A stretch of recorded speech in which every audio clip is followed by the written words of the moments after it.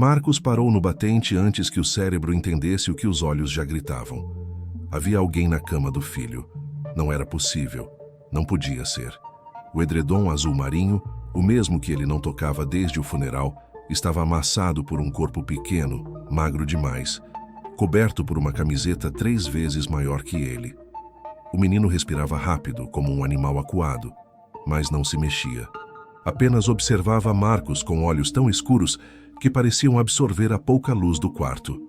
Por um instante, o mundo inteiro ficou silencioso demais. O quarto era exatamente o mesmo de 2 anos atrás. Carrinhos alinhados por tamanho, o pôster solar na parede, a escrivaninha organizada, o ursinho caído no chão. Intocado, intocável. Um altar que ninguém tinha permissão de atravessar, muito menos um desconhecido. Mas aquele garoto estava ali, sobre a cama que ninguém mais deitava, respirando o ar que Marcos tinha jurado proteger da poeira e do tempo. O cheiro também estava errado. Não era o perfume doce de talco e sabonete infantil, era cheiro de rua, terra, frio, sobrevivência. A voz de Marcos não saiu na primeira tentativa. Quando finalmente quebrou o ar preso na garganta, saiu rouca, torta, irreconhecível. "O que você está fazendo aqui?" O menino não recuou, não pediu desculpas. Apenas puxou os joelhos contra o peito e respondeu com a simplicidade devastadora de quem não entende o abismo em que está pisando. "Ele falou que eu podia ficar." Marcos travou. "Quem?" A palavra se quebrou no meio. O menino levantou o dedo e apontou para a foto na mesinha de cabeceira. A moldura prateada. O sorriso loiro segurando uma bola de futebol. O mesmo sorriso que Marcos visitava no cemitério. O mesmo filho que ele enterrou 2 anos, 3 meses e 14 dias atrás. O menino repetiu, sem medo, sem hesitação. "O menino do quadro. Ele disse que você ia entender." E naquele exato instante, algo dentro de Marcos, algo profundo, antigo e cuidadosamente enterrado, se partiu como vidro. Marcos não conseguiu responder. Sentiu a boca secar, os músculos do maxilar travarem como se estivesse reencontrando um fantasma pela 2ª vez. Por um instante, a mão dele, ainda na maçaneta, começou a formigar. Um aviso do corpo de que algo estava profundamente errado. Mais errado do que qualquer invasão. Mais errado do que qualquer susto. Ele deu um passo hesitante para dentro do quarto. O piso rangiu sob seu peso, e aquele som familiar, tão cotidiano, tão inofensivo, pareceu violento ali dentro. O menino encolheu os ombros, mas não desviou o olhar. Havia algo inquietantemente sólido na forma como ele encarava Marcos. Não era desafio, não era medo. Era como se estivesse esperando uma confirmação, uma permissão, uma palavra que só aquele homem poderia dar. Marcos sentiu o cheiro de poeira e tecido antigo se misturar ao cheiro de rua vindo do garoto. A combinação era quase nauseante, não por nojo, mas porque colidia com a lembrança mais pura que ele tinha daquele quarto. O aroma de shampoo de morango, o talco na fronha, o cheiro de livros infantis que Liam lia antes de dormir. Ele respirou fundo, buscando estabilidade, mas encontrou apenas a sensação de que o mundo se deslocara alguns centímetros para fora do eixo. Era como estar dentro de uma fotografia antiga que alguém tinha tocado com mãos sujas. "Você..." Marcos tentou falar, mas a voz falhou de novo. Passou a mão pelo rosto como se tentasse acordar. "Como entrou aqui?" O menino piscou devagar, como se calculasse a resposta. O movimento foi tão lento e tão inocente que rasgou algo ainda mais fundo dentro de Marcos. "A porta de trás estava aberta", murmurou o garoto. Não havia mentira na voz dele, mas também não havia a explicação que Marcos precisava. Ele olhou ao redor, como se procurasse sinais de invasão, gavetas abertas, marcas de dedos, objetos fora do lugar. Nada. Nada além daqueles pés sujos manchando o lençol que ele mantinha impecável, semana após semana, como quem preserva um relicário. Marcos se aproximou mais um pouco, sem perceber que prendia a respiração. Seu olhar caiu sobre o cabelo do menino, desalinhado, colado pela sujeira, com pequenas folhas secas presas às mechas. A camiseta enorme trazia um logo desbotado de algum projeto social. Os joelhos estavam ralados, as canelas marcadas por roxos recentes. Aquela criança parecia sobreviver à base de restos. Restos de comida, restos de abrigo, restos de cuidado. Mas não havia nada na expressão dele que denunciasse o abandono. Ao contrário, havia uma estranha serenidade ali. Marcos desviou o olhar para a foto na mesinha. O sorriso congelado de Liam parecia iluminado por uma luz que não vinha de lugar nenhum. O vidro da moldura refletia o corredor atrás de Marcos, criando uma duplicidade sufocante. O presente vivo às costas, o passado morto diante dele, e o menino desconhecido entre os dois, como se fosse uma ponte que jamais deveria existir. O peito de Marcos apertou. Ele não lembrava quando foi a última vez que sentiu o corpo inteiro reagir de forma tão intensa. Desde a perda de Liam, tudo nele se movia por obrigação. Trabalhar, viajar, abrir a porta de casa, dormir, acordar, repetir. O peso da rotina tinha se tornado mais leve do que o peso de sentir qualquer coisa. Mas agora, diante daquela criança, algo antigo voltava a se mover por baixo das rachaduras. Marcos inspirou fundo, tentando recuperar a razão, a lucidez, o instinto de proteção do próprio espaço. Mas tudo parecia pequeno perto da frase que ainda ecoava em sua mente. O menino do quadro, ele disse que você ia entender. Ele olhou de novo para o garoto, para os olhos escuros, para a respiração leve, para o corpo frágil repousando sobre o único lugar da casa que ainda guardava vida. E percebeu, com um desconforto que beirava a vertigem, que não estava diante de um simples intruso. Estava diante de algo que atravessava não apenas sua casa, mas a muralha que ele construiu para continuar existindo. E embora não soubesse ainda, aquele era o início de uma ferida se abrindo, ou finalmente começando a cicatrizar. O ar pareceu mudar de temperatura, como se o quarto tivesse respirado junto com Marcos. Uma respiração curta, contida, que antecede algo que não pode mais ser desfeito. Ele sentia o coração bater no pescoço, no fundo dos olhos, como se o corpo inteiro estivesse tentando alertá-lo de que havia cruzado um limite que jamais pretendia tocar. O menino ainda observava a foto na mesinha de cabeceira, como se buscasse dali a coragem para continuar existindo naquele lugar proibido. Depois voltou a olhar para Marcos e foi aí que algo aconteceu. Um movimento quase imperceptível, mas que cortou o ar como um estalo. Ele disse que você ia ficar bravo primeiro, murmurou o garoto, a voz tremendo num fio frágil, e que depois você ia entender. As palavras caíram no chão como peso. Marcos sentiu o impacto delas percorrer o corpo em ondas rápidas. Um ruído abafado escapou da garganta. Não era raiva, nem incredulidade, nem dor. Era uma mistura de todas essas coisas, condensadas na forma de um susto que nunca deveria existir. Chega! A voz saiu mais dura do que ele pretendia. Ele deu 2 passos para dentro do quarto, e o menino automaticamente se encolheu contra a cabeceira. Marcos percebeu a reação, percebeu o medo. Percebeu também que esse medo não era o que o menino sentia de invasores, violência ou abandono. Era medo dele, medo do adulto que deveria saber o que fazer e não sabia. Eu não conheço você, Marcos continuou respirando rápido. Não sei de onde veio, não sei como entrou, não sei o que quer. A frase saiu como um desabafo tremido. Não era acusação, era confissão. O menino apertou o tecido largo da camiseta entre os dedos, como se aquele pedaço de pano fosse a única âncora que tinha no mundo. Ele disse, a voz falhou, que você estava sozinho. Marcos sentiu uma fisgada no peito. Uma fisgada tão profunda que por um instante ele teve a sensação de que alguém tinha tocado uma ferida antiga com as mãos geladas. Ele precisava tirar aquele menino dali, levá-lo embora, ligar para a polícia, fazer qualquer coisa que devolvesse o controle da própria casa e do próprio passado. Mas nada no corpo dele se movia. Um estalo ecoou no corredor. Marcos virou-se imediatamente. Alguém, ou alguma coisa, tinha batido em alguma porta do andar de cima. Nada visível, nada óbvio. Apenas um som seco, breve, como se uma porta tivesse se movido alguns centímetros sozinha. Marcos sentiu os pelos dos braços se arrepiarem. O menino não reagiu.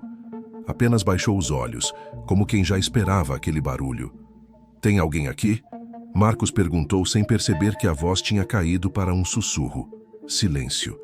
Um silêncio tão profundo que parecia ter peso próprio. Marcos percorreu o corredor com o olhar, o coração acelerando. A porta do antigo escritório estava entreaberta. Ele tinha certeza absoluta, de que a deixara fechada antes de viajar. Foi quando o menino disse: "Ele está tentando te mostrar." "Mostrar o quê?" Marcos rebateu, sem esconder o desespero.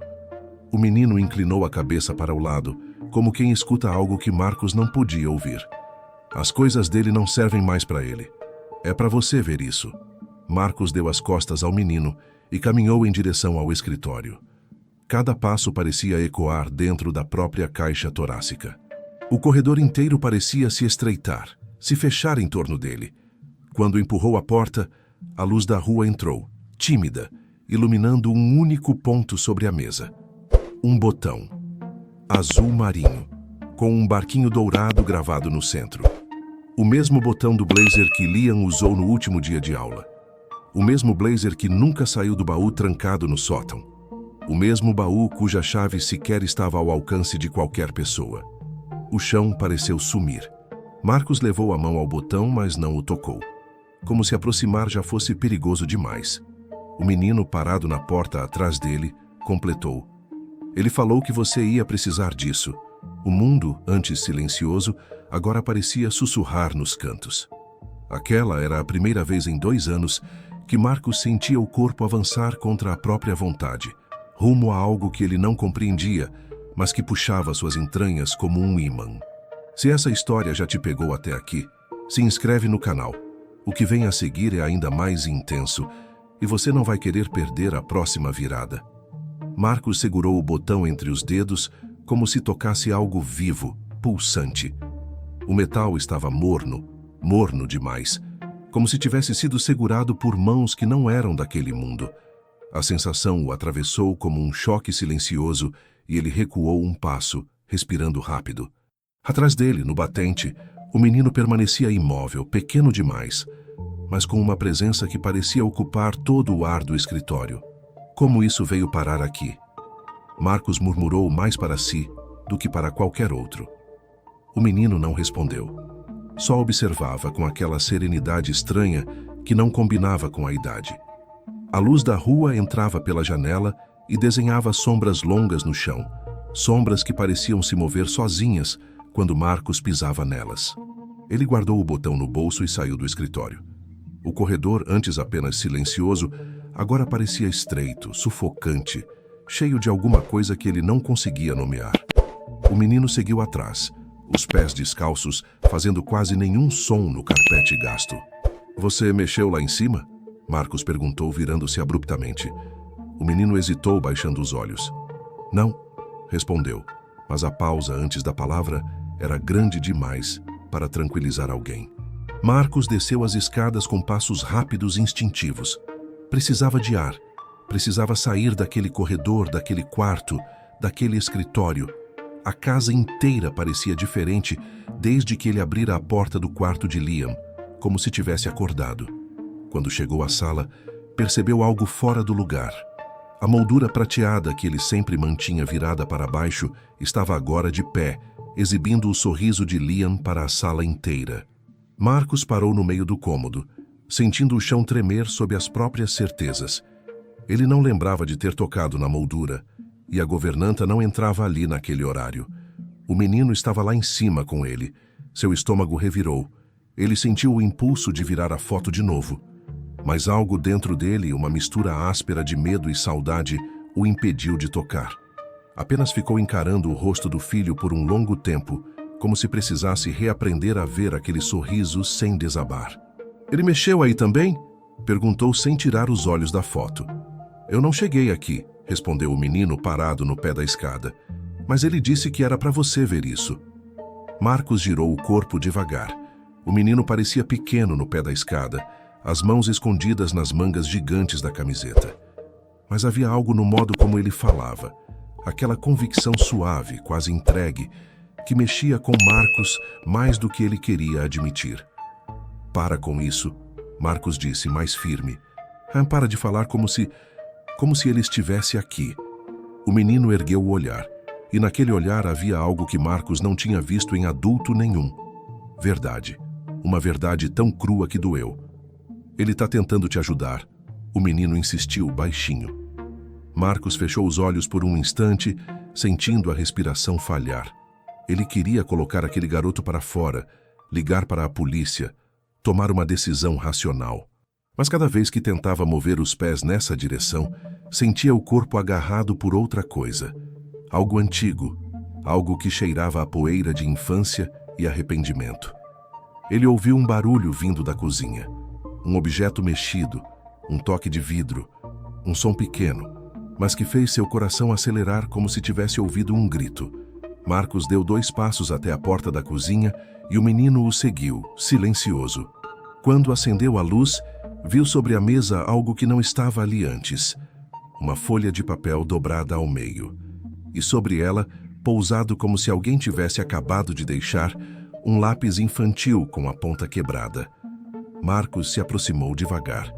A folha era pequena, com um papel levemente sujo, como se tivesse sido carregado por mãos que brincaram na terra. Ele abriu com cuidado. Era um desenho, feito com traços trêmulos, quase infantis demais. 2 bonecos de palito, um grande, um pequeno, de mãos dadas. O coração de Marcos quase parou. Não de dor, mas de algo muito mais perigoso. Reconhecimento. Na parte de baixo, uma letra redonda, imperfeita, escreveu: para você não esquecer. A mão de Marcos tremeu. Ele sentiu que alguma coisa estava prestes a romper dentro dele. Algo que ele vinha segurando por anos. E é aqui, exatamente aqui, que eu quero te perguntar. O que você faria no lugar dele? Escreve aqui nos comentários. Quero muito saber o que você sentiu nesse momento. Marcos permaneceu parado diante do desenho, como se tivesse sido atingido por um raio silencioso. Os traços tremidos, as 2 figuras de mãos dadas, aquilo não devia existir. Não daquele jeito, não naquela casa, não naquela noite. O menino observava a reação dele sem dizer nada, como se soubesse que qualquer palavra agora seria uma faísca num terreno encharcado de memórias. Quem? Marcos começou, mas a voz falhou. Ele respirou fundo mais uma vez, como se tentasse manter o corpo inteiro num eixo que já estava rachando. Quem fez isso? Eli não respondeu de imediato. Apenas caminhou devagar até a mesa, arrastando os pés pelo chão. Segurou a borda da cadeira, como se precisasse dela para não cair. Então apontou para o desenho com o queixo baixo, quase envergonhado. Ele disse que era para você lembrar. Lembrar do quê? Marcos perguntou, num tom mais alto do que queria. A palavra lembrar doeu como um golpe no estômago. O menino levantou o olhar. E foi ali, naquele instante, que algo se partiu de vez no peito de Marcos. Porque os olhos de Eli não eram apenas olhos de uma criança abandonada. Havia neles algo emprestado, algo carregado, algo antigo demais para pertencer a um menino tão pequeno. Do que você estava tentando esquecer, Eli murmurou. Marcos recuou um passo, tropeçando na própria respiração. Para. Só para. Ele levou a mão à testa, esfregando com força como quem tenta apagar o impossível. Você não sabe de nada. Não sabe o que aconteceu. Eli deu um passo à frente. Sei. A voz saiu baixa, mas firme. Ele me contou. Marcos congelou. Ele... Quem? Eli não hesitou. Não desviou. Não piscou. O Liam. A palavra caiu no chão como se tivesse peso físico. Marcos sentiu as pernas falharem. O coração disparou tão rápido que doeu. Não fala o nome dele assim. Foi tudo o que conseguiu dizer. Não era ameaça, era súplica. Mas ele continuou. Ele disse que você ainda culpa você mesmo. Marcos fechou os olhos, mas a frase atravessou mesmo assim. Uma lâmina curta, rápida, fatal. Que você acha que foi sua culpa o acidente. Eli continuou, agora com a voz tremendo. Que você acha que se tivesse chegado mais cedo, se tivesse desligado o telefone, se tivesse ido no jogo, nada disso tinha acontecido. Marcos perdeu o ar. Literalmente. A sala encolheu, o ar ficou espesso, o mundo pareceu girar em círculos. Para! Ele repetiu, mas agora era só um fio de voz, quase infantil. Eli deu mais um passo. Estava perto o bastante para Marcos sentir o cheiro de rua, de frio, de abandono. Ele disse que você não tem culpa. Foi aí, naquele exato instante, que Marcos quebrou. O corpo dele cedeu antes que a mente pudesse reagir. As pernas falharam.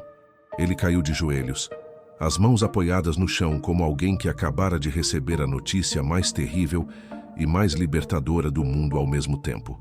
Uma dor antiga, seca, represada, veio à tona com violência. Marcos abriu a boca para gritar, mas não saiu som. Só um soluço engasgado, bruto, como se estivesse tentando expelir anos de culpa pela garganta. O menino se aproximou sem medo, sem hesitar, e colocou uma das mãos, pequena, suja, frágil, no ombro de Marcos.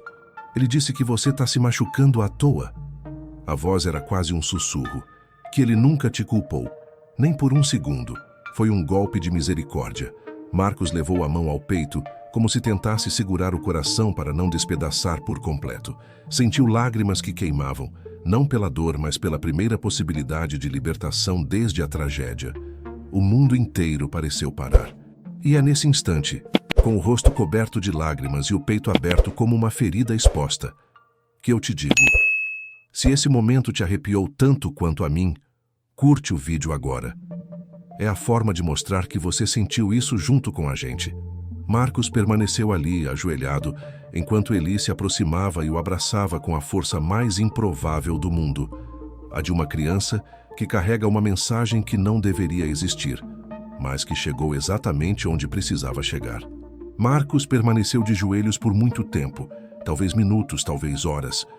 O tempo ali parecia uma substância viscosa, lenta, que se esticava e se contraía ao redor da dor recém-aberta. A respiração dele era irregular, pesada, sempre à beira de um novo soluço que teimava em subir pela garganta. E ainda assim, havia algo diferente naquele choro. Não era o mesmo choro seco, compulsivo, que ele engolia sozinho desde o acidente. Esse vinha de outro lugar, de um espaço interno que finalmente encontrava ar para desatar o nó que guardara por tanto tempo. Eli não se mexeu. Continuou abraçado nele, com o rosto encostado no ombro de Marcos, como se segurasse uma parte do homem que estava caindo. Um cuidado silencioso, uma presença pequena e firme.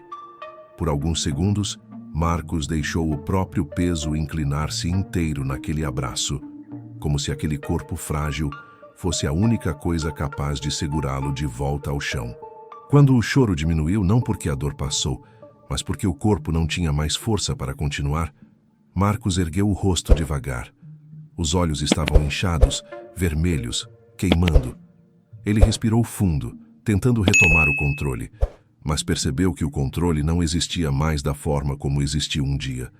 A verdade, aquela verdade dita pela voz do menino, tinha atravessado tudo. Eli afrouxou o abraço, mas não se afastou. Apenas esperou. Marcos começou, mas não soube terminar. As palavras pareciam enroscar na língua. O silêncio, porém, não era desconfortável. Era necessário. Ele passou a mão pelo rosto, sentindo a pele úmida, sentindo o próprio corpo tremer. O botão azul marinho ainda estava no bolso da calça. O peso dele parecia mais quente agora, quase reconfortante, como uma lembrança que deixava de ser fantasma para se tornar presença. Marcos se levantou devagar.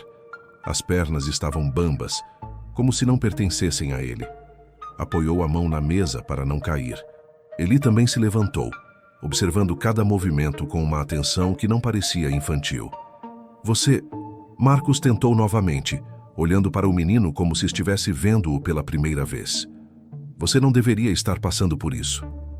Eli baixou os olhos, encolhendo os ombros dentro da camiseta larga. Eu tô acostumado, Disse com uma sinceridade que partiu Marcos de um jeito diferente. Aquela frase, ela tinha o peso de uma infância inteira que ninguém salvou. Marcos engoliu seco. Algo dentro dele, talvez um resquício de instinto, talvez um resgate tardio, despertou de forma lenta, cautelosa. Ele respirou fundo e colocou a mão no ombro do menino. Não era um abraço, não era uma promessa, era só um toque. Pequeno, mas imenso para quem nunca oferecia toque nenhum. Você não está mais sozinho, Marcos disse, sem perceber que essa frase também servia para ele mesmo. Eli levantou o olhar. Os olhos eram escuros, cansados, mas havia uma pontinha de alívio ali. Um respiro, um início de confiança. Marcos inspirou fundo, puxando o ar como se estivesse reaprendendo. Depois caminhou até a escrivaninha, pegou o desenho e o segurou com cuidado, passando o polegar sobre os traços tortos. Era difícil aceitar. Era quase impossível acreditar. Mas negar já não era uma opção. Ele dobrou o desenho com cuidado e guardou na carteira. Um gesto simples, mas com o peso de uma decisão silenciosa. Nada daquela noite seria esquecido. Ao se virar, encontrou Eli ainda ali, imóvel, como se aguardasse instruções de um mundo que nunca lhe deu nenhuma. Vamos descer, Marcos sussurrou. Você precisa descansar. O menino assentiu. Eles caminharam juntos pelo corredor. Cada passo parecia um pouco mais leve, não pela ausência da dor, mas porque agora ela tinha espaço para existir. No topo da escada, Marcos parou. Olhou para trás. O corredor escuro já não parecia um túmulo. Parecia apenas uma parte da casa que ainda carregava memórias, algumas dolorosas, outras prestes a mudar de forma. Ele respirou fundo e desceu. E antes que essa cena siga para o próximo passo, eu quero te pedir algo com todo cuidado e respeito. Se essa parte te tocou de verdade, você pode apoiar nosso canal com um Super Thanks. Isso faz toda a diferença para continuarmos entregando histórias assim. 6 meses depois, a casa já não parecia a mesma. Não porque Marcos tivesse reformado alguma coisa. A estrutura era a mesma, as paredes eram as mesmas, o corredor ainda guardava o eco do que ali aconteceu, mas porque o silêncio tinha mudado de forma. Antes, era um silêncio que esmagava. Agora, era um silêncio que respirava. O jardim, antes tomado por ervas altas e folhas secas, estava aparado. As pedras do caminho tinham sido limpas com esmero, uma a uma. E, no balanço que por 2 anos rangia solitário ao vento, havia agora risos. Risos de verdade. Pequenos, rápidos, às vezes tímidos, às vezes escandalosos, mas sempre vivos. Eli corria pelo gramado com um avião de papel na mão, tentando fazê-lo voar mais longe do que o último. O sol da tarde descansava sobre os cabelos desgrenhados dele, revelando tons que Marcos nunca tinha percebido antes, reflexos dourados, quase imperceptíveis, mas que insistiam em aparecer. Marcos observava da varanda, com as mãos nos bolsos e o peito aberto num tipo de tranquilidade que não sentia há anos. Não era a ausência de dor, isso seria impossível. Era outra coisa, uma nova forma de conviver com ela. Como se a dor tivesse encontrado um lugar seguro dentro dele, onde já não precisasse lutar todos os dias para sair. Ele ouviu passos leves atrás de si. Era Maria, a mãe de Eli, chegando para a visita mensal. Ela estava mais sóbria, mais firme, com o olhar ainda cansado, mas honesto. Marcos não a odiava. Nunca odiou, na verdade. Só tentava entender como vidas tão diferentes tinham se cruzado daquela maneira improvável. Ele parece feliz, ela comentou. Ele é feliz, Marcos corrigiu com um sorriso pequeno. E eu tô aprendendo a ser também. Maria assentiu, com os olhos marejados. Não era arrependimento apenas, era reconhecimento. E talvez gratidão. Quando ela foi embora, Eli entrou correndo pela porta com o avião amassado nas mãos. Ele caiu de novo, disse ofegante. Então a gente faz outro, respondeu Marcos, pegando o papel e abrindo com cuidado.